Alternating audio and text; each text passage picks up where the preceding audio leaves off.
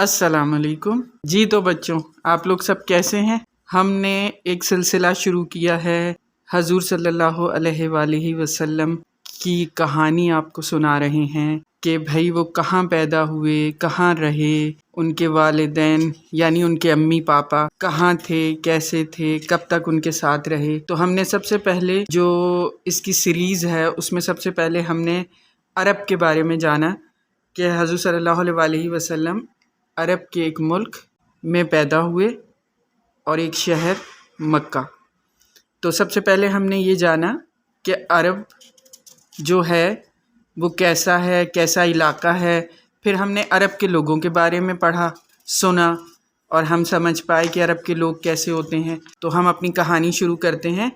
ہمارے نبی صلی اللہ علیہ وآلہ وسلم، ہمارے نبی صلی اللہ علیہ وآلہ وسلم کا نام محمد تھا۔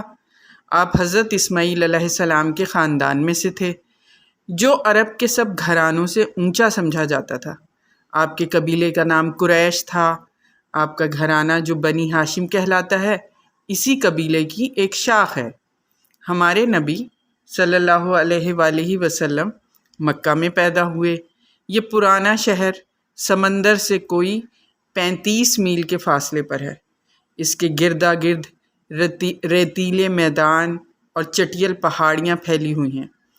آپ صلی اللہ علیہ وآلہ وسلم کے والد عبداللہ مکہ کے سردار عبد المطلب کے بیٹے تھے۔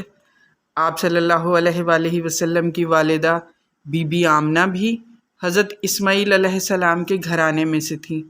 آپ صلی اللہ علیہ وآلہ وسلم کی پیدائش سے 2 مہینے پہلے آپ کے والد عبداللہ کا انتقال ہو گیا۔ وہ ملک شام گئے ہوئے تھے، وہیں بیمار ہوئے۔ لوٹتے وقت مدینے سے گزرے تو اپنی ننہال میں ٹھہر گئے اور وہیں وفات پائی۔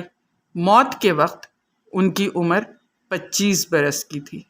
وہ اپنے خاندان کے دوسرے لوگوں کی طرح بہت دولت مند تو نہیں تھے، ہاں اپنے سب بھائیوں سے زیادہ خوبصورت تھے۔ ربیع الاول کا مہینہ تھا، جاڑا ختم ہو چکا تھا، یعنی سردیاں ختم ہو چکی تھیں۔ درختوں میں کوپلیں پھوٹنے کو تھیں۔ پچھلے پہر جب ٹھنڈی ٹھنڈی ہوا چل رہی تھی اور صبح مکہ کی اونچی نیچی گھاٹیوں پر نور بکھیر رہی تھی، ہمارے نبی صلی اللہ علیہ وآلہ وسلم پیدا ہوئے۔ آپ کے دادا سردار عبد المطلب کو جب خبر ملی تو دوڑے دوڑے آئے، پوتے کو بیٹے کی نشانی سمجھ کر سینے سے لگایا، اپنے ملک کے دستور کے مطابق بہت خوشیاں منائیں۔ عربوں کا ایک طریقہ تھا، ان کا قاعدہ تھا کہ بچوں کو پیدا ہوتے ہی شہر سے باہر بھیج دیتے تھے۔ وہاں وہ دیہاتی عورتوں کا دودھ پی کے پرورش پاتے، یعنی جو گاؤں میں رہنے والی عورتیں تھیں وہ ان بچوں کو پالتی تھیں، ان کو دودھ پلاتی تھیں۔ تو وہاں جو بچے پلتے تھے وہ صحرا میں کھیل کود کے بڑے ہوتے۔ اس طرح ان کے ہاتھ پاؤں میں خوب طاقت آتی اور ان کے جسم لوہے کے سانچے میں ڈھل جاتے۔